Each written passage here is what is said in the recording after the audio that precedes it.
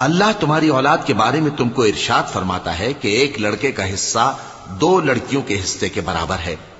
اور اگر اولاد میت صرف لڑکیاں ہی ہوں یعنی 2 یا 2 سے زیادہ تو کل ترکے میں ان کا 2/3 ہے، اور اگر صرف ایک لڑکی ہو تو اس کا نصف ہے،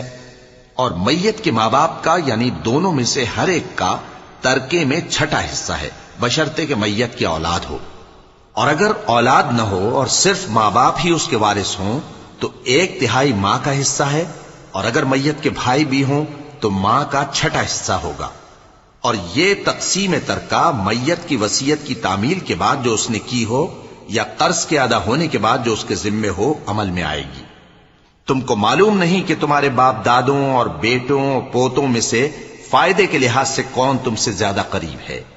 یہ حصے اللہ کے مقرر کیے ہوئے ہیں اور اللہ سب کچھ